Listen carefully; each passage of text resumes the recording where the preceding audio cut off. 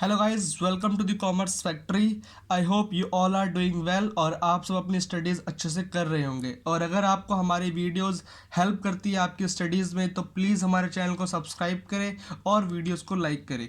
आज की वीडियो में बना रहा हूँ class 12th business study chapter number 3 that is business environment का रिविजनरी वीडियो। बिजनेस एनवायरनमेंट का रिविजनरी वीडियो गाइस, ये एक रिविजनरी वीडियो है।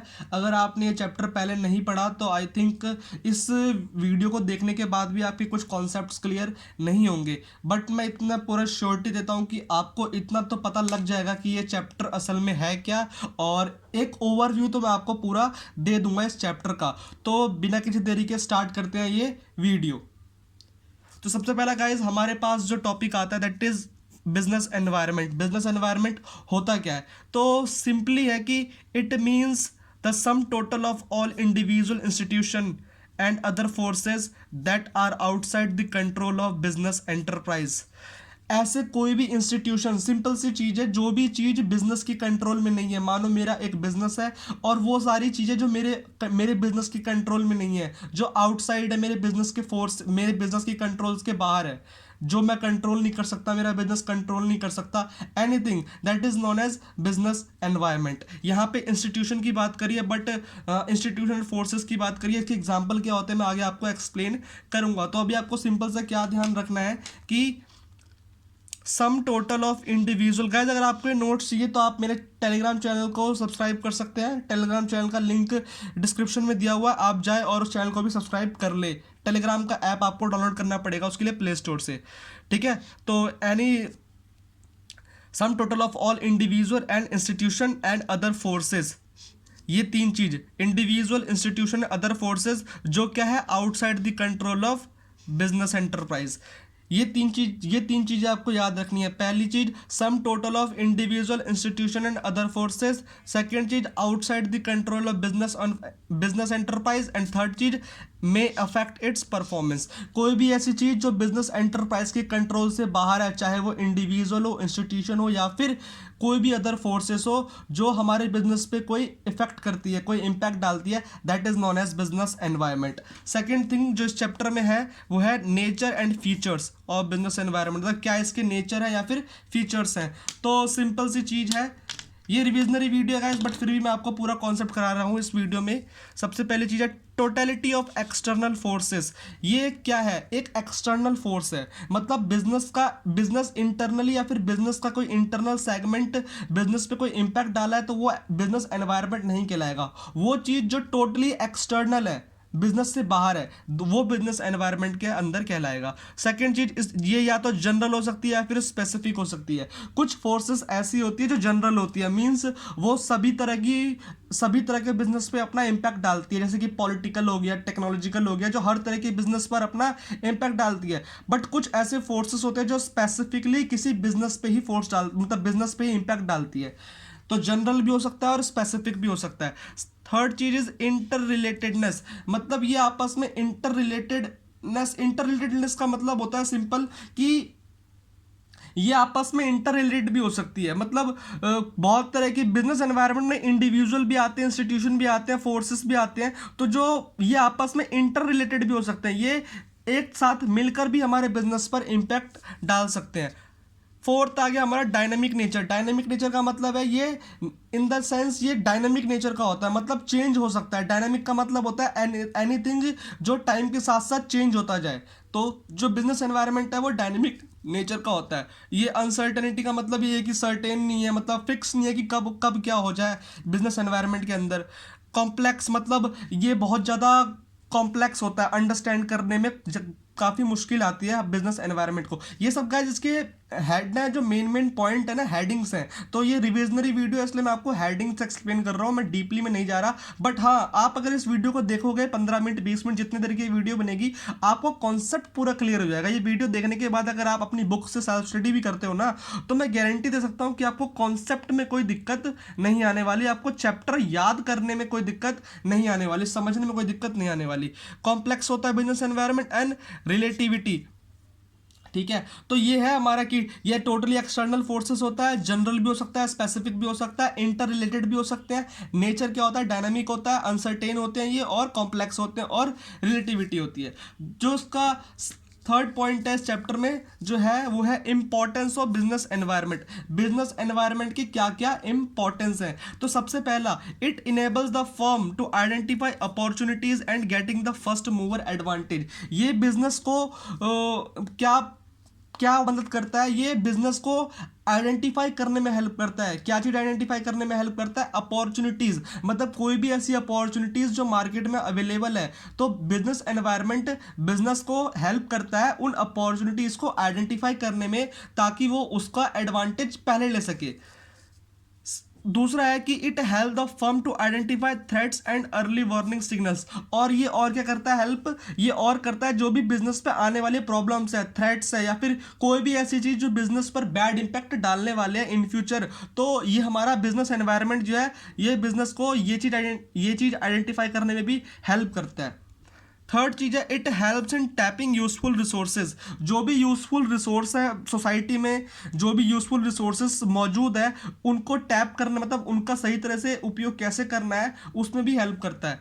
उसके बाद है, it helps in coping up with rapid changes. Coping up का मतलब होता है उसको एक तरह से जो भी चेंजेस आ रहे हैं ना उनको अडेप्ट करने में हेल्प करना, जल्दी अडेप्ट कर पाए उसके हिसाब से ढालने में हेल्प करता है। मान लो मार्केट में कोई भी चेंज आया, हमारे एनवायरनमेंट में कोई भी चेंज आया, और हमें बिजनेस एनवायरनमेंट की नॉलेज है, मतलब कि हमारे बिजनेस में ऐसे कौन कौन से, हमारे बिजनेस के ऐसे कौन कौन सा आउटसाइड के फोर्सेज है जो हमारे बिजनेस पे इंपैक्ट डालते हैं, हमें पूरी तरह से पता है, तो वो जो आने वाली चेंजेस है ना उसको हम पहले से ही कैसे कैसे उसको हैंडल करना, ये पहले से ही हम अपने आप को प्रिपेयर कर पाएंगे। तो ये हमारी हेल्प करता है कूपिंग अप करने में भी रैपिड चेंजेस जो होने वाली हैं।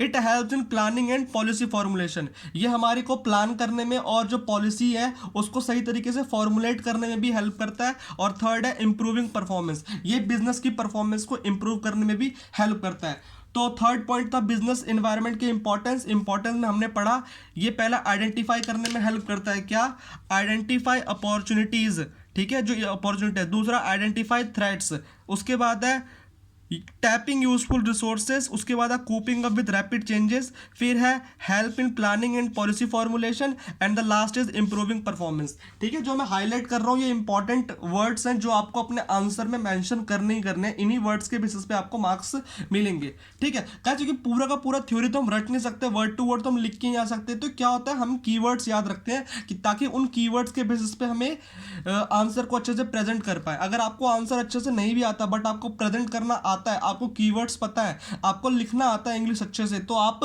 फुल मार्क्स अचीव कर सकते हैं। Third point is dimension of business environment. Business environment के डायमेंशंस की बात करें कि क्या क्या डायमेंशन, मतलब कौन कौन से ऐसे एनवायरनमेंट होते हैं। पहले हमने यहाँ पढ़ा ना, यहाँ पे इंडिविजुअल इंस्टीट्यूशन, यहाँ पे हम उसको इंटरनली पढ़ेंगे कि ऐसे कौन कौन से डायमेंशन, मतलब इंडिविजुअल कौन कौन से चीज़ होती है, कौन कौन से फोर्सेस होते हैं जो बिजनेस एनवायरनमेंट में आते हैं। ठीक है, डायमेंशन और फैक्टर्स, देखा फैक्टर्स, हम यहाँ पे मेनली क्या करेंगे, फैक्टर्स के बारे में पढ़ेंगे कि ऐसे कौन कौन से फैक्टर्स हैं जो बिजनेस एनवायरनमेंट में इंक्लूडेड है। Factor constituting the business environment consist of external forces, ठीक है, या फिर डायरेक्टली या फिर indirectly affect the functioning of a business enterprise. कोई भी ऐसी चीज जो बिजनेस के एक्सटर्नल फोर्स है, बिजनेस का इंटरनल या एक्सटर्नल फोर्स है, और वो या तो डायरेक्टली या तो इनडायरेक्टली बिजनेस एंटरप्राइज की फंक्शनिंग पे इंपैक्ट डालता है। ठीक है, तो पहला इकोनॉमिक एनवायरनमेंट, ठीक है, बिजनेस एनवायरनमेंट का पहला फैक्टर क्या है, इकोनॉमिक एनवायरनमेंट। ठीक है, इकोनॉमिक एनवायरनमेंट क्या होता है, factor and force concerning with the means of production, distribution of wealth. ठीक है, कोई भी ऐसे फैक्टर, साफ सीधी बात है, इकोनॉमिक एनवायरनमेंट की बात करी जाए तो ऐसे फैक्टर्स एंड फोर्सेस, ऐसे फैक्टर या फोर्सेस जो कंसर्न करते हैं प्रोडक्शन से या फिर डिस्ट्रीब्यूशन ऑफ वेल्थ से। एग्जाम्पल के लिए बैलेंस ऑफ ट्रेड ले सकते हैं, बैलेंस ऑफ पेमेंट ले सकते हैं, ये हमारे इकोनॉमिक एनवायरनमेंट से रिलेटेड है। उसके बाद हम बात करते हैं सोशल एनवायरनमेंट क्या होता है। सोशल एनवायरनमेंट इसका आता है, it consist all the social and cultural forces with in which business form operate. ठीक है, सोशल फोर्सेस, एग्जाम्पल ले लिया इसमें quality of life, family structure and the value. तो ये इसके एग्जाम्पल है। तो सिंपल क्या बात है, सोशल एनवायरनमेंट में ये कंसिस्ट करता है क्या क्या, all the social and cultural forces. ठीक है, सोशल एनवायरनमेंट में सिंपल से याद रखना है, that consist all the social and cultural forces with in which business firm operate. वो सोशल और कल्चरल फोर्सेस जिसके अंडर बिजनेस फर्म हमारी ऑपरेट करती है, तो वो हमारा सोशल एनवायरनमेंट कहलाता है। ठीक है, the next is technological environment. Technological environment में है simple, it includes forces relating to scientific improvements and innovations which provide new ways of production, method and techniques. ठीक है, तो इसमें क्या आता है, ये इंक्लूड करते हैं, क्या इंक्लूड करते हैं, includes forces relating to scientific improvement. कोई भी ऐसा साइंटिफिक इंप्रूवमेंट, कोई भी ऐसा नया इनोवेशन आया है। जैसे कि एग्जांपल लेता हूँ, पहले कीपैड वाले फ़ोन थे, तो नोकिया पहले क्या करता था, कीपैड वाले फ़ोन बनाता था, तो उसका मार्केट शेयर अच्छा खासा था। बट एकदम से टेक्नोलॉजिकल चेंजेस क्या आया इन्वायरमेंट में कि एंड्रॉइड आ गया, स्क्रीन टच आ गया, और नोकिया बिजनेस एनवायरनमेंट को अच्छे से जानता नहीं था, टेक्नोलॉजिकल एनवायरनमेंट के बारे में उसको नॉलेज नहीं थी, तो वो क्या कर पाया, उस चेंज को जल्दी अडेप्ट नहीं कर पाया। और जो बाकी कंपनियां थी, सैमसंग वगैरह थी, और जो बाकी कंपनियां थी, उन्होंने उस चीज़ को जल्दी अडेप्ट कर लिया और अपने आप को उस हिसाब से चेंज कर लिया। तो क्या हुआ था, आप सभी को पता है, नोकिया का मार्केट एकदम से खत्म हो गया था, और सैमसंग और माइक्रोमैक्स जैसी कंपनीज का मार्केट इंडिया में, या फिर मैं इंडिया की एग्जांपल लूं कि इन सब का मार्केट इंडिया में फोन हो गया, वो तब स्मार्टफोन का मार्केट क्रिएट कर लिया था, और नोकिया क्या हुआ था, खत्म हो गया था। तो सिंपल सी चीज है, जो हमारा बिजनेस एनवायरनमेंट है उसकी हमें पूरी नॉलेज होनी चाहिए। अगर हमें पूरी नॉलेज नहीं होगी तो इन द सेंस हम अडेप्ट नहीं कर पाएंगे चेंजेस को, और क्या होगा, हमारे बिजनेस में एक तगड़ा लॉस होगा। तो टेक्नोलॉजिकल एनवायरनमेंट का मतलब होता है इनोवेशंस या फिर साइंटिफिक इंप्रूवमेंट, ठीक है, which provides new ways of production, method of techniques. ठीक है, एग्जांपल के लिए बोल दिया invention and invention and innovations. ठीक है, उसके बाद आ गया हमारा पॉलिटिकल एनवायरनमेंट। ठीक है, पॉलिटिकल एनवायरनमेंट ये कंसिस्ट करता है, it consist of the forces concerning management of public affairs and there impact of business. Example, political structure, political system, foreign policy, trade policy. आप सभी को पता है, अगर कोई भी चीज़ का प्रोडक्शन इंडिया में हो रहा है तो जरूरी तो है नहीं कि वो सिर्फ चीज़ें इंडिया में बिकेगी, वो चीज़ें बाहर भी बिकती है। तो उसके लिए क्या होना चाहिए, बिजनेस को फॉरेन पॉलिसी के बारे में पता होना चाहिए। और जो गवर्नमेंट आती है, जो हमारी गवर्नमेंट बन के आती है, वो क्या करती है, फॉरेन पॉलिसीज में rapidly time to time change करती रहती है। तो पॉलिटिकल एनवायरनमेंट का एग्जांपल है फॉरेन पॉलिसी या फिर ट्रेड पॉलिसी, उसके बारे में नॉलेज होनी चाहिए, तभी हम अच्छे से अपना बिजनेस कर पाएंगे। ठीक है, उसके बाद एक लास्ट है लीगल एनवायरनमेंट। लीगल एनवायरनमेंट क्या बताता है, प्रोवाइड्स द रेगुलेटरी फ्रेमवर्क। साफ सीधी बात है, अगर हम बिजनेस कर रहे हैं तो कुछ ऐसे रूल्स एंड नियम्स है जो हमें फॉलो करने चाहिए। तो legal environment in the sense, legal environment हमें ये बताता है कि ऐसे कौन कौन से रूल्स हैं, ऐसे कौन कौन से नियम है जो आपको फॉलो करते रहने चाहिए। There are within which business has to function. Example, packets of cigarette must carry the statutory warning. अब जैसे कि मान लो जो सिगरेट का बिजनेस है, यहाँ पे एग्जांपल दिया है, सिगरेट का जो बिजनेस है, अगर किसी की सिगरेट की फैक्ट्री है तो वो जो सिगरेट बनाएगा उसके ऊपर वो बताएगा कि सिगरेट पीना जानलेवा है, तंबाकू से कर्करेक होता है, ये उसको बताना पड़ेगा, इससे कैंसर होता है, उसको बताना पड़ेगा, क्योंकि ये रूल है, ये नियम है। अगर वो ऐसा नहीं करेगा तो उसकी कंपनी को सील कर दिया जाएगा। तो ये थे हमारे डायमेंशन, क्या क्या थे, economic environment, second is social environment, third is technological, fourth is political and the fifth is legal environment. ये सारे क्या है, फोर्सेस है जो बिजनेस पे इंपैक्ट डालते हैं। इन द सेंस ये सारे क्या है, बिजनेस एनवायरनमेंट के पार्ट है। उसके बाद एक टॉपिक आता है लिबरलाइजेशन का, बहुत ही अच्छा टॉपिक है, लिबरलाइजेशन का टॉपिक आता है।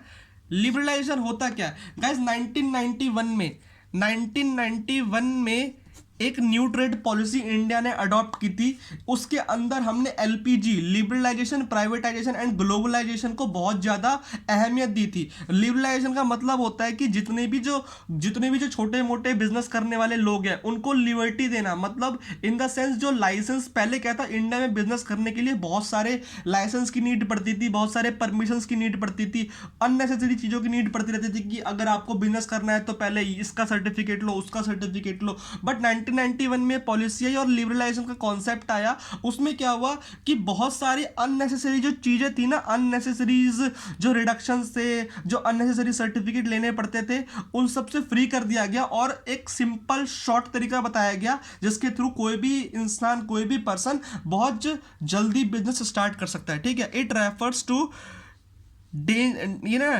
डेरेगुलेशंस मतलब unnecessary and reduction of government control, greater autonomity of private investment, lets dependence of public sector. ठीक है, सिंपल सी बात है, जो भी प्राइवेट बिजनेस करना चाहते थे उनको ज़्यादा इंडिपेंडेंस दिया गया, उनको बोला गया कि अगर आप कोई बिजनेस करना चाहते हो तो आपको फुल, सबसे बात अच्छी बात है लिबरलाइजेशन का मतलब होता है लिबर्टी, लिबर्टी का मतलब आज़ादी, मतलब प्राइवेट बिजनेस करने वाले को एक तरह से आज़ादी दे दी गई कि आप बिजनेस कर सकते हो, कुछ नियम आपको फॉलो करने पड़ेंगे, बट अननेसेसरी जो गवर्नमेंट की कंट्रोल और रिडक्शन होते थे ना उन सब को हटा दिया गया। ठीक है, अगला पॉइंट आता है हमारा प्राइवेटाइजेशन का। प्राइवेटाइजेशन इन द मीन, जब 1991 में न्यू ट्रेड पॉलिसी आई थी उसमें क्या किया गया, अब जो बहुत सारे गवर्नमेंट जो काम करती थी ना, जैसे कि टेलीकॉम सेक्टर है, एक एग्जांपल दे रहा हूँ, टेलीकॉम सेक्टर है, पहले क्या था, ये गवर्नमेंट के अंडर में आता था, मतलब एक ही कंपनी होती थी, बीएसएनएल, एमटीएनएल, जो गवर्नमेंट के अंडर आती थी वही करती थी, बट प्राइवेटाइज कर दिया गया टेलीकॉम सेक्टर को 1991 के बाद। उसके बाद एयरटेल,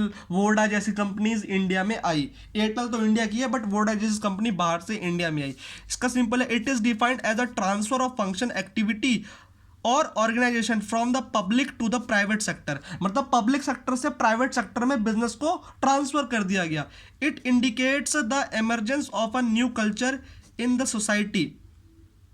इसने क्या किया, इसने सोसाइटी में एक न्यू कल्चर की स्टार्टिंग की, मतलब जितने भी ऐसे बिजनेस जो पहले गवर्नमेंट हैंडल किया करती थी, गवर्नमेंट ने कुछ बिजनेस को प्राइवेटाइज कर दिया। अब जैसे कि रेलवे है, रेलवे, इंडियन रेलवे जो है ये अभी भी गवर्नमेंट हैंडल करती है, ये प्राइवेटाइज नहीं है। कुछ ट्रेनें प्राइवेटाइज की जा रही है, तेजस एक्सप्रेस की, बट सभी चीज़ें प्राइवेटाइज नहीं है, अभी भी मेनली रेलवे गवर्नमेंट ही हैंडल करती है।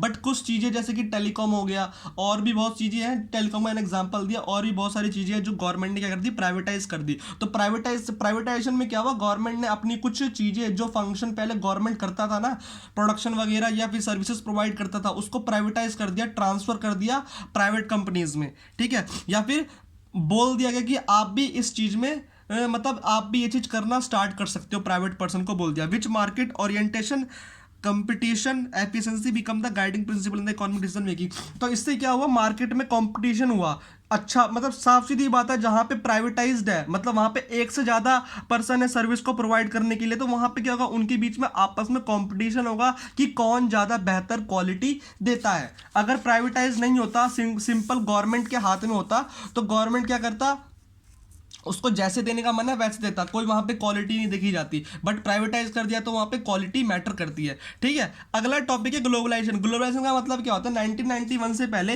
इंडिया में बिजनेस करना होता था ना बाकी कंपनीज को, तो बहुत दिक्कत होती थी और लाइसेंस लेने में बहुत ज्यादा प्रॉब्लम आती थी। ग्लोबलाइजेशन का मतलब है इंडिया को एक ओपन इकोनॉमी बना दिया गया, इंडिया के पीपल बाहर ट्रेड कर सकते थे और बाहर के लोग इंडिया में आके अपना बिजनेस चला सकते थे। इसको बोलता है ग्लोबलाइजेशन। ग्लोबलाइजेशन का मतलब है it refers to growing economic independence among countries in the world with regard to the technology, capital, information, goods and services।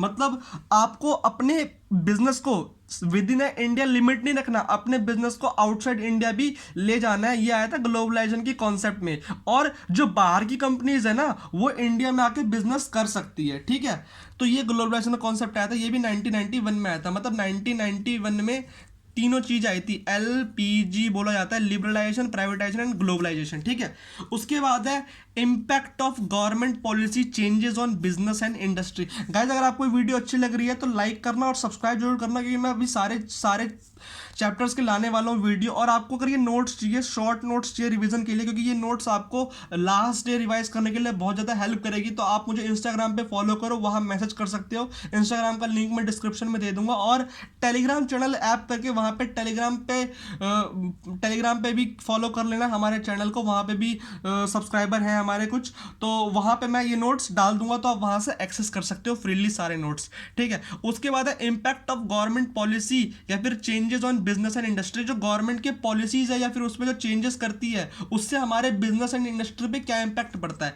The policy of liberalization, privatization and globalization of the government has made a significant impact on the working of enterprise in the business industry. Simple सी बात है, LPG से पहले business करने का तरीका कुछ और था, और एलपीजी के आने के बाद, LPG in the sense liberalisation, privatisation and globalisation, LPG से पहले बिजनेस करने का तरीका कुछ और था, बट एलपीजी आने के बाद बिजनेस करने का तरीका पूरा ही चेंज हो गया। तो क्या चेंज हो वो बताया यहाँ पे, इंक्रीजिंग कंपटीशन। सिंपल सी बात है, एलपीजी के बाद प्राइवेटाइजेशन हो गया, लिबरलाइजेशन हो गया, ग्लोबलाइजेशन हो गया। लिबर्टी से क्या हुआ, बहुत सारी छोटे वेंडर्स ने अपना बिजनेस स्थापित कर लिया, बिजनेस स्टार्ट कर लिया, क्योंकि उनको अननेसेसरी गवर्नमेंट के कंट्रोल से इजाज़त मिल गया, छुट्टी मिल गई, तो उन्होंने अपना बिजनेस फ्रीली स्टार्ट कर लिया। बहुत सी सारी चीज़ें प्राइवेटाइज हो गई और ग्लोबलाइज से बहुत सारी बाहर की कंपनीज इंडिया में आ गई। तो लोगों के बीच में क्या हुआ, कंपटीशन बढ़ गया, कंपनीज के बीच में कंपटीशन बढ़ गया, इंक्रीजिंग कंपटीशन। सेकंड पॉइंट है more demanding customer. More demanding customer का मतलब है ग्लोबलाइजेशन हुआ तो कस्टमर की डिमांड भी इंक्रीज हो गई, ठीक है, मोर डिमांडिंग कस्टमर्स। तो ऐसे कस्टमर आए, मतलब एलपीजी के बाद कस्टमर की ना किसी पर्टिकुलर चीज के लिए डिमांड भी बढ़ गई।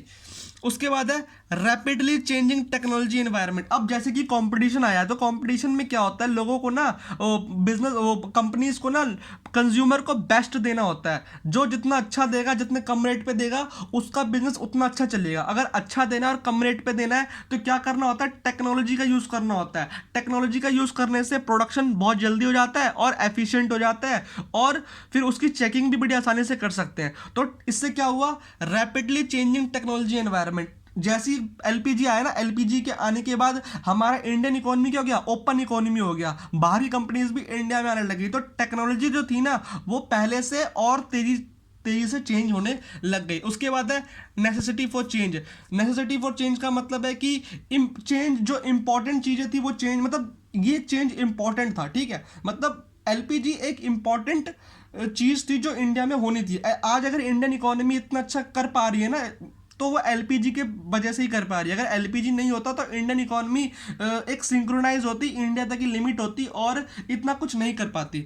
उसके बाद है need for developing human resources. LPG के होने के बाद हमें ये भी पता लगा कि जो ह्यूमन रिसोर्सेज होते हैं हमारे, मतलब जो वर्कर होते हैं हमारे, उनको भी डेवलप करना इंपॉर्टेंट होता है। मतलब उनको और स्किल सिखाना इंपॉर्टेंट है, उनको एफिशिएंट तरीके बताना इंपॉर्टेंट है। मतलब एलपीजी के बाद बिजनेसेस को, कंपनीज को ये पता लगे कि जो हमारे वर्कर्स हैं उनको हमें और एफिशिएंट बनाना पड़ेगा और इफेक्टिव बनाना पड़ेगा। उसके बाद आ गया मार्केट ओरिएंटेशन, ठीक है। मार्केट ओरिएंटेशन का मतलब है जो मार्केट जनरेट हुआ एलपीजी के बाद, उसमें कंपनीज को मार्केट में बहुत सारी चीज़ें न्यू इनोवेट करनी पड़ी। ओरिएंटेशन इन द मीन्स कि आपको न्यू स्किल्स देखनी पड़ी, मतलब न्यू चीज़ें देखनी पड़ी। एडवर्टीजमेंट का कॉन्सेप्ट भी एलपीजी के बाद आया। जो भी चीज़ें मार्केट में है, पहले मार्केटिंग नाम का कोई कॉन्सेप्ट नहीं होता था, तो ये सब चीज़ें एलपीजी के बाद आई। उसके बाद है loss of budgetary support in the public sector, ठीक है। उसके बाद ये लास्ट टॉपिक है इस चैप्टर का, Indian managers response to changes in business environment, ठीक है। इंडियन मैनेजर्स का क्या रिस्पॉन्स था, changes in business environment. The Indian managers have show great resilience in dealing with the above challenges. They have become more customer focused and adopted measure to improve customer relationship and satisfaction। तो business environment का जो changes आते हैं उससे क्या हुआ, जो managers थे वो फोकस हो गए, किस पे फोकस हो गए कि उनको कस्टमर को अपनी तरफ ज़्यादा सेंटर रखना है, मतलब ज़्यादा से ज़्यादा कस्टमर अपने पास रखने हैं, ठीक है। द इंडियन मैनेजर्स, ये ना simple, dealing with the above challenges they have become more customer focused, मतलब उनको कस्टमर पे ज़्यादा फोकस रखना है। And adopted measure to improve customer relationship and satisfaction. एक कॉन्सेप्ट होता है सीआरएम नाम का, कस्टमर रिलेशनशिप मैनेजमेंट। तो बिजनेस एनवायरनमेंट के को देखते हुए ही ये कॉन्सेप्ट आया कस्टमर रिलेशनशिप मैनेजमेंट का। ये इसमें क्या होता है कि हम अपने कस्टमर्स को आफ्टर सेल्स सर्विसेज देते हैं ताकि हमारा कस्टमर हमसे खुश रहे, और फ्यूचर में अगर उसको कोई प्रोडक्शन करनी हो, कोई सेल या परचेज करनी है तो वो हमारे थ्रू ही करे, ठीक है। मतलब हमें अपने कस्टमर को अपने तरफ रखना है। ऐसा नहीं करना कि हमारा कस्टमर हमें छोड़ के किसी और कंपनी पे या फिर किसी और प्रोडक्ट पे किसी और प्रोडक्ट के और चले जाए। तो गाइज ये थी मेरी वीडियो 3rd चैप्टर की। अगर आपको अच्छी लगी ये वीडियो, अगर आपने पूरी देखी है तो लाइक करना, सब्सक्राइब करना और कमेंट करके बताना कि आपको कैसी लगी ये वीडियो। और भी वीडियोज़ अगर आपको चाहिए तो आप चैप्टर के नाम बताओ, वैसे मैं तो डालूंगा ही डालूंगा। डालूंगा, बट आप अगर चैप्टर के नाम बताओगे तो मुझे और अच्छा लगेगा कि चलो आपको अच्छा लग रहा है और आप खुद चाहते हो कि मैं और वीडियो डालूं। और गाइस मैं जानता हूँ वीडियो की लेंथ लंबी हो गई, 20-25 मिनट की वीडियो बन रही है, बट अगर आप इस वीडियो को 1.25 की स्पीड पे देखो या फिर नॉर्मल स्पीड पे भी देखो तो आप ये देखो कि आधे घंटे की वीडियो देखने के बाद 1 घंटे या 2 घंटे सेल्फ स्टडी करने के बाद, मतलब इट मीन्स 2.5 से 3 घंटे में आपका पूरा चैप्टर कवर हो रहा है इस वीडियो के थ्रू। आधे घंटे की वीडियो देखो, 1-1.5 घंटे की सेल्फ स्टडी करो और कुछ क्वेश्चंस की प्रैक्टिस कर लो, आपका चैप्टर पूरा कंप्लीट हो जाएगा। थी भले ये रिवीजन वीडियो, बट मैंने इस वीडियो में आपको पूरा कॉन्सेप्ट कराया है, अच्छे से देख रहे हो, एकदम मेन पॉइंट अंडरलाइन कराया है, और यहाँ पे जो मेन हेडिंग थी उसके भी मैंने की पॉइंट्स अंडरलाइन कराया जो आपको अपने आंसर में मेंशन करना है। ठीक है, अगली वीडियो में बनाऊंगा chapter number 4 that is planning के ऊपर। नोट्स मेरे पहले से ही हैं, अगर आपको ये नोट्स चाहिए तो मैंने आपको तरीका बता दिया टेलीग्राम पे, और टेलीग्राम का लिंक मैंने डिस्क्रिप्शन में दे दिया, इंस्टाग्राम का लिंक मैंने डिस्क्रिप्शन में दे दिया। आप मुझे इंस्टाग्राम पे फॉलो करो, वहां मुझे मैसेज करो, मैं वहां पे आपको बताऊंगा कि आपको ये नोट्स कैसे मिल सकते हैं, या फिर टेलीग्राम चैनल को सब्सक्राइब कर लो, टेलीग्राम को फॉलो कर लो। ठीक है गाइस, अगर आपको अच्छी लगी वीडियो तो लाइक करना, सब्सक्राइब करना और शेयर करना अपने सभी दोस्तों के साथ जिनके पास ये सब्जेक्ट है और जिनको रिवीजन करने की जरूरत है। ठीक है guys, stay connected with us. जय हिंद, जय भारत।